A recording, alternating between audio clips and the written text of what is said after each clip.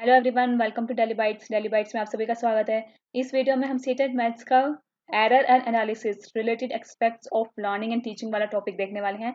भले ही ये टॉपिक सिर्फ पेपर 1 में मेंशन किया गया है, बट ये पेपर 2 में भी आता है। इसके एक या दो क्वेश्चन हर पेपर में आपको देखने को मिलेंगे। और इसके पहले के जितने भी टॉपिक्स है, ये सारे टॉपिक्स कवर कर लिए गए हैं। इन्हें देखने के लिए आप चैनल की प्लेलिस्ट सीटेट मैथ्स पेडागोजी में जा सकते हैं, जहाँ ये वीडियोस आपको सीक्वेंस में मिलेगी। इन्हें देखकर आप सीटेट की प्रिपरेशन कर सकते हैं। अब हम आते हैं मेन कंसेप्ट पे, जो है एरर एनालिसिस। हमने अब तक जो बात करी थी डायग्नोस्टिक टेस्ट की और रेमेडियल टीचिंग की। डायग्नोस्टिक टेस्ट जब हम बच्चों का लेते हैं तो उसमें हम देखते हैं कि बच्चों की गलतियां कहाँ पर है और किस तरीके से उनको इम्प्रूव करवाना है। उसमें जो गलतियां देखने वाला पार्ट होता है कि बच्चों ने कहाँ गलतियां करी है, कितनी गलतियां करी हैं और उसका क्या रीज़न है, वो सारा कंसेप्ट हम एरर एनालिसिस में देखते हैं। वो सारी चीज़ें एरर एनालिसिस के अंडर आती है। उसको हम जब एनालाइज करते हैं, जब टेस्ट पेपर एनालाइज करते हैं, तो वो एक्चुअली में हम एरर एनालिसिस कर रहे होते हैं, ये देखने के लिए कि बच्चों ने कहाँ गलतियाँ करी हैं और कैसे उनको हम सुधार सकते हैं। It is a method which is used by a teacher to analyse the mistakes and errors which students make frequently in a classwork, homework, test और activity। मतलब किसी भी चीज़ में, चाहे क्लास वर्क में, होमवर्क में, टेस्ट में या एक्टिविटी में, जहाँ कहीं भी बच्चे मिस्टेक्स करते हैं और वो फ्रिक्वेंटली करते हैं। अगर बच्चे ने मिस्टेक एक या दो बार की है तो हम उसे इग्नोर कर सकते हैं, ये सोच के कि हो सकता है बच्चे ने केयरलेसनेस करी हो या फिर एक या दो बार ही मिस्टेक की है तो कोई बात नहीं। बट अगर मिस्टेक बहुत ज़्यादा बार बच्चा कर रहा है और एक ही कंसेप्ट में बार बार कर रहा है, हर जगह कर रहा है, तब हमें उस पर ध्यान देने की ज़रूरत है। तब हमें उस पर एनालाइज करने की ज़रूरत है और ये देखने की ज़रूरत है कि बच्चा ये मिस्टेक आखिर कर क्यों रहा है। It can be done anytime, but it is preferable to use it after conducting diagnostic test। ये हम कभी भी कर सकते हैं। जैसा भी मैंने क्लास वर्क, होमवर्क और एक्टिविटीज मेंशन किया, इसमें भी बच्चा अगर गलतियां कर रहा है और फ्रिक्वेंटली कर रहा है तो हम उसमें भी एनालाइज कर सकते हैं। बट कई बार हमें यहाँ पे मिस्टेक्स नहीं दिखती हैं, जो असल में बच्चों की भी होती है, जहाँ पे बच्चा लैकिंग कर रहा होता है, जहाँ बच्चे की कमी होती है। क्योंकि क्लास वर्क में बच्चा क्या करता है, जो टीचर बच्चों को बताती है वो लिखता है। होमवर्क में पेरेंट्स उसकी हेल्प करते हैं। एक्टिविटी में भी बच्चा जनरली ग्रुप एक्टिविटी करता है, नहीं तो टीचर से सपोर्ट करती है, गाइड करती है। तो इसमें जो एरर करता है बच्चा, वो अक्सर नज़र में नहीं आते जितना टेस्ट में नज़र आते हैं। इसलिए डायग्नोस्टिक टेस्ट के बाद ये प्रेफर किया जाता है कि टीचर एरर एनालिसिस करे। क्योंकि टेस्ट जब बच्चा करता है तो वो अकेले बैठ के करता है, वो चीटिंग वगैरह का ज़्यादा स्कोप नहीं होता, ना उसे कोई सपोर्ट करता, ना कोई गाइड करता। इसलिए टेस्ट में जब बच्चा गलतियां करता है तो वहाँ पे एक्चुअली में पता चलता है कि बच्चे को कहाँ पे कमी है, कहाँ पे वो ज़्यादा मिस्टेक्स कर रहा है, एरर कर रहा है, कहाँ पे उसका कंसेप्ट वीक है। तो इसलिए डायग्नोस्टिक टेस्ट के बाद एरर एनालिसिस किया जाए, इसलिए इसे प्रेफरेबल माना जाता है। क्योंकि टेस्ट के बाद ही जब टीचर उसे एनालाइज करने बैठती है, तब एक्चुअली में पता चलता है कि बच्चा किस कंसेप्ट में भी वीक है। तो एरर एनालिसिस हम कर रहे हैं, हम डायग्नोस्टिक टेस्ट के बाद कर रहे हैं, लेकिन क्यों, ज़रूरत क्या है? अगर बच्चा गलतियां कर रहा है तो उसको एनालाइज करने की ज़रूरत क्या है? इसके लिए हम 4 मेजर पॉइंट्स देख सकते हैं, जो ये बताता है कि एरर एनालाइज करने की ज़रूरत क्यों है। अगर बच्चा गलतियां कर रहा है तो सीधा टीचर उसको देख के 2-4 बार देख के भी उसे रेक्टिफाई करवा सकती है। तो उसे एनालाइज करने की ज़रूरत क्यों है? उसे प्रॉपर्ली एनालाइज करने के लिए इसलिए ज़रूरत है ताकि वो एरिया या फिर वो कंसेप्ट जो बच्चे का वीक है, उसे आइडेंटिफाई किया जा सके। अगर टीचर ने क्लास वर्क में, होमवर्क में देख लिया कि एक दो क्वेश्चंस बच्चे के गलत हैं, वहाँ पे उन्होंने ठीक करवा दिए, तो उसको कोई फ़ायदा नहीं है, क्योंकि बच्चे की वो मिस्टेक्स रह सकती हैं। इसलिए ज़रूरी है कि टीचर उस एरर को अच्छे से एनालाइज करे, वो ये ढूंढे कि कहाँ पे गलतियाँ हैं, किस तरीके की गलतियाँ हैं और उसका रीज़न क्या है। इसे जाने बगैर बच्चों को रेमेडियल क्लास देने का कोई फ़ायदा नहीं है। इसलिए जब टीचर को उनके लिए कोई एक्शन लेना हो, उनकी प्रॉब्लम सॉल्व करने के लिए रेमेडियल क्लास लेनी हो, तो ये ज़रूरी है टीचर उन एरर्स को एनालाइज करे, उसका रीज़न जाने, कारण जाने, किस तरीके का ये भी जाने, और उसके बेसिस पे वो रेमेडियल क्लास बनाने के लिए, रेमेडियल टीचिंग देने के लिए प्लान करे। इसलिए एरर एनालिसिस की ज़रूरत है। अब हम देखेंगे कि किस तरीके के एरर्स बच्चा करता है। इसे हमने 3 तरीके से डिवाइड किया है। 3 तरह के मेजर एरर्स जो बच्चा करता है वो हमें दिखाई देते हैं, जो हमें समझ आते हैं, या जो हम 3 पार्ट्स में डिवाइड कर सकते हैं। सबसे पहले प्रोसीजरल एरर, दूसरा है कंसेप्चुअल एरर, तीसरा है कंप्यूटेशनल एरर। प्रोसीजरल एरर जैसे नाम से पता चल रहा है, प्रक्रियात्मक त्रुटि, यानी कि जब बच्चा कोई क्वेश्चन सॉल्व कर रहा है, जब वो उस प्रोसीजर में इंक्लूड है तब वो गलती करता है, तो वो प्रोसीजरल एरर में आता है। अब मैथ्स का कोई भी क्वेश्चन ले ले, कोई भी प्रॉब्लम ले ले, हर क्वेश्चन या फिर हर प्रॉब्लम को सॉल्व करने के लिए कोई ना कोई पर्टिकुलर प्रोसीजर यूज किया जाता है। चाहे वो सिंपल सा प्लस का क्वेश्चन हो या 9th-10th लेवल के हाई फाई क्वेश्चन हो, हर जगह प्रोसीजर यूज होता है। अब उस प्रोसीजर में अगर बच्चा किसी पर्टिकुलर स्टेप पे गलती कर रहा है तो वो होता है प्रोसीजरल एरर। जब बच्चा उस क्वेश्चन को सोल्व करने के प्रोसीजर में होता है तो वहां किसी ना किसी स्टेप पे वो मिस्टेक कर रहा होता है, इसलिए इसे कहते हैं प्रोसीजरल एरर। जैसे कि मैंने यहाँ एक एग्जाम्पल आपको दिया हुआ है, सिंपल सा एग्जाम्पल है माइनस का। इसमें बच्चे ने पहले क्या किया है, उसे 4 - 2 किया, 2 लिखा है, और 3 - 7 तो हो नहीं सकता, तो बच्चे ने 7 - 3 कर दिया, जो कि गलत है। ऑल द बच्चे को यहाँ पे पता है कि किस तरीके से माइनस किया जाता है, 7 - 3 क्या होगा, 4 - 2 क्या होगा। बट यहाँ पे जो गलती बच्चे ने करी है वो प्रोसीजर की करी है। यहाँ पे बच्चे ने प्रोसीजर ठीक से अप्लाई नहीं किया। प्रोसीजर जो यहाँ पे अप्लाई होना था वो होना था राइट टू लेफ्ट, बट बच्चे ने किया लेफ्ट टू राइट, इसलिए ये प्रोसीजर गलत हुआ और इसलिए इसमें प्रोसीजरल एरर है। अगर टीचर ये फ्रिक्वेंटली देखती है ये एरर बच्चे की नोटबुक में, होमवर्क में, क्लास वर्क में, टेस्ट में, कहीं भी, तो टीचर को ये समझने की जरूरत है कि बच्चे का ये एरर है और उसे रेक्टिफाई करने की जरूरत है। इस तरीके से प्रोसीजरल एरर किए जाते हैं बच्चों के द्वारा। Second is conceptual error. Conceptual error मतलब जो मैथ्स का कंसेप्ट टीचर पढ़ाना चाह रही है, बच्चे ने वो ठीक से समझा ही नहीं है, इसलिए उसमें एरर आ रहे हैं। अब मैथ्स में बहुत सारे कंसेप्ट होते हैं, बिगनिंग से देखें तो नंबर से वो शुरू होता है, फिर उसमें फ्रैक्शंस आते हैं, फिर डेसिमल्स आते हैं, फिर इसमें ज्योमेट्री आती है, ज्योमेट्री के बाद अरिथमेटिक, सारा ये सारा कंसेप्ट हैं। और किसी ना किसी कंसेप्ट में बच्चे को दिक्कत आती है, और जब बच्चे को कंसेप्ट में दिक्कत आती है, बच्चा उसमें एरर करता है, मिस्टेक्स करता है, तो वो कंसेप्चुअल एरर कहलाता है। मतलब कि बच्चे को वो बेसिक चीज जो उस कंसेप्ट में आनी चाहिए वही समझ नहीं आई। जैसे कि यहाँ एक एग्जाम्पल है, यहाँ पे बच्चे को 1/2 शो करना था ट्राइंगल में, और 1/2 इसको शो करना था इस तरीके से, इसे इक्वली डिवाइड करके, लेकिन बच्चे ने जिस तरीके से इसे डिवाइड किया है वो गलत है, यानी कि ये कंसेप्ट फॉर्मेशन बच्चे का सही नहीं हुआ है, यहाँ पे कंसेप्चुअल एरर है। बच्चे को यहाँ कंसेप्ट, फ्रैक्शन का जो बेसिक कंसेप्ट होता है कि किसी भी डायग्राम को, पिक्चर को, ऑब्जेक्ट को 1/2 के अकॉर्डिंग दो इक्वल पार्ट्स में डिवाइड करना, ये बेसिक कंसेप्ट होता है फ्रैक्शन का, जो बच्चे को नहीं समझ आया, इसलिए वो यहाँ पे एरर कर गया। इसी तरीके से 1/4, 1/4 मतलब किसी भी ऑब्जेक्ट को, जैसे यहाँ रेक्टेंगल है, इसे 4 इक्वल पार्ट्स में डिवाइड करना था, बच्चे को फ्रैक्शन की ये इक्वल वाली बात समझ नहीं आई है, इसलिए यहाँ पे बच्चे ने कंसेप्चुअल एरर किया है। यहाँ पे इसने डायग्राम में ठीक से इसे रिप्रेजेंट नहीं किया है। अगर बच्चा इसे इक्वल पार्ट्स में डिवाइड करके रिप्रेजेंट करता तो इसका मतलब उसका कंसेप्चुअल एरर नहीं है, लेकिन यहाँ बच्चे ने 1/4 शो किया है, वो बात उसे समझ आ गई, प्रोसीजर उसका ठीक है, लेकिन उसने जो कंसेप्ट लगाया है वो गलत है। उसे यहाँ पे इक्वल डिवाइड करना था, लेकिन इसने यहाँ पे इक्वली डिवाइड नहीं किया है, इसलिए यहाँ पे कंसेप्चुअल एरर है। अब क्योंकि कंसेप्चुअल एरर है, इसलिए प्रोसीजर ठीक होने के बाद भी यहाँ ये क्वेश्चन इसका रॉन्ग हो गया, क्योंकि यहाँ पे इसका कंसेप्ट फॉर्मेशन ठीक से नहीं आया। अगर यहाँ पे इसका कंसेप्ट फॉर्मेशन भी ठीक आता तो यहाँ पे कोई प्रॉब्लम नहीं होती। इसी तरीके से 3/4 का है, ऑल द बच्चे ने प्रोसीजर ठीक लगाया है, सर्कल को उसने 4 पार्ट्स में डिवाइड किया है, लेकिन कंसेप्ट उसका गलत हुआ है। कंसेप्ट इसका सही होता अगर इसे 4 इक्वल पार्ट्स में से डिवाइड करता।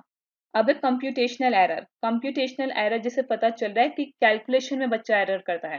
कैलकुलेशन में एरर यहाँ पे हमने फर्स्ट पार्ट में भी देखा था कि कैलकुलेशन में एरर थी, और यहाँ पे भी हम कैलकुलेशन की बात कर रहे हैं, लेकिन दोनों में फर्क है। फर्क ये है कि यहाँ पे 3+3 या 5 बच्चे ने लिखा है, जबकि यहाँ पे 6 होना चाहिए था, तो ये कैलकुलेशन की मिस्टेक है, बेसिक मिस्टेक है। लेकिन यहाँ पे ये कैलकुलेशन की मिस्टेक नहीं थी फर्स्ट वाले पार्ट में, कैलकुलेशन बच्चे का सही था लेकिन प्रोसीजर गलत था। अगर बच्चे को प्रोसीजर समझ आ जाता कि वो राइट टू लेफ्ट जाना है तो ये क्वेश्चन बच्चा सही कर सकता था, लेकिन यहाँ पे प्रोसीजर गलत होने की वजह से ये क्वेश्चन गलत हो गया। लेकिन यहाँ पे उसे ही पता था कि 7 - 3 4 होता है, 4 - 2 2 होता है। कंप्यूटेशनल एरर में होता है कि बच्चे को पता ही नहीं होता कि जो कैलकुलेशन है उसमें उसे किस तरीके से प्लस करना है या किस तरीके से माइनस करना है, वहां पे वो कैलकुलेशन में दिक्कत करता है।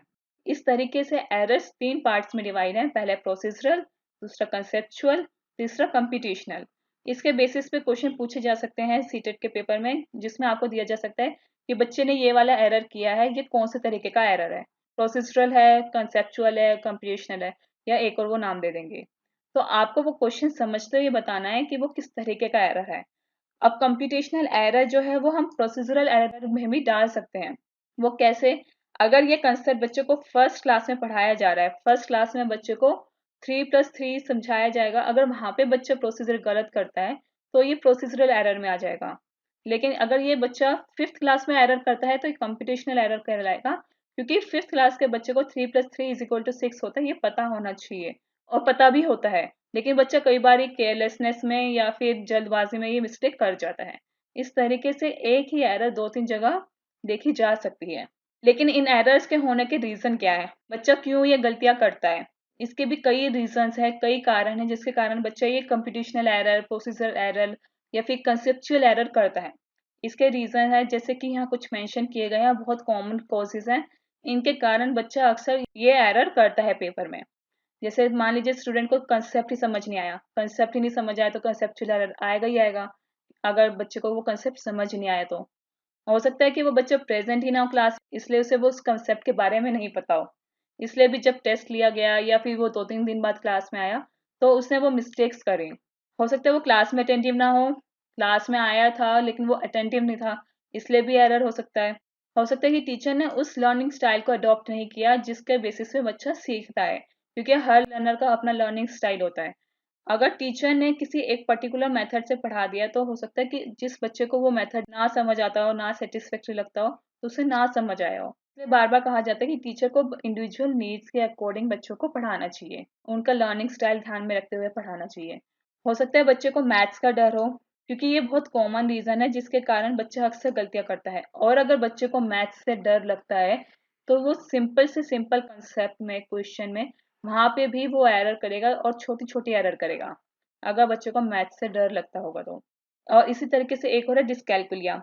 यहाँ पे बच्चे को मैथ से डर लगता है। अगर बच्चे को डिस्कैलकुलिया है और किसी को उसके बारे में नहीं पता और उसकी प्रॉब्लम सॉल्व ना की जाए तो मैथ्स ऑटोमेटिकली उसके लिए एक एंशियस सब्जेक्ट, एक फियरफुल सब्जेक्ट बन जाता है, जिससे बच्चा उसे डरने लगता है। तो ये कुछ रीजंस हैं जिसके कारण बच्चा अक्सर मैथ्स में गलतियां करता है। इनको आइडेंटिफाई करके बच्चों को रेमेडियल टीचिंग देके या फिर उनकी जो एरर्स होते हैं उनको सॉल्व करने में हेल्प की जा सकती है। रेमेडियल टीचिंग देके या फिर टीचर कोई और एक्शन लेके उनकी ये जो मिस्टेक्स हैं, एरर्स हैं, इनको रिमूव करवा सकती है। इन कारणों के कारण बच्चा एरर्स करता है और टीचर को अगर इन एरर्स के बारे में पता चल जाता है तो वो इजीली इन एरर्स को रिमूव कर सकती है। मैंने आपको पहले भी बताया था और मैं आपको दोबारा कह रही हूँ कि ये कंसेप्ट बहुत बहुत इंपॉर्टेंट है। पेपर 1 और पेपर 2 दोनों में ये कंसेप्ट आता है। इसके एक या दो क्वेश्चन आते हैं जिसमें या तो आपको एरर पूछ लिया जाता है या फिर उसका सॉल्यूशन पूछ लिया जाता है। इसके बेसिस पे क्वेश्चंस देखने के लिए आप हमारी ऑफिशियल वेबसाइट www.dalibytes.in पर जा सकते हैं, जहां आपको सीटेट के प्रीवियस पेपर, मॉक टेस्ट और सैंपल पेपर मिलेंगे। आप उनकी प्रैक्टिस करके अपनी परफॉर्मेंस बूस्ट कर सकते हैं। इस वीडियो में भी हम कुछ क्वेश्चंस देखेंगे जिसके बेसिस पे आपको आइडिया लगेगा कि किस तरह के क्वेश्चंस पेपर में आते हैं। तो सबसे पहला क्वेश्चन है, errors play an important role in mathematics. Errors का बहुत इंपॉर्टेंट रोल होता है मैथमेटिक्स का। ये स्टेटमेंट गलत है, क्योंकि एरर्स का मतलब होता है कि बच्चा लापरवाह है, ये संकेत करना। ये स्टेटमेंट सही है क्योंकि इससे हमें पता चलता है कि बच्चा मैथ्स के कंसेप्ट कंस्ट्रक्ट करता है, डेवलप करता है। ये आइडिया बिल्कुल सही है क्योंकि इससे बच्चों को फीडबैक देने में, उनके मार्क्स के बारे में, ग्रेड्स के बारे में फीडबैक देने में हेल्प मिलती है। या फिर ये स्टेटमेंट गलत है क्योंकि मैथ्स में एरर का कोई स्कोप नहीं होना चाहिए।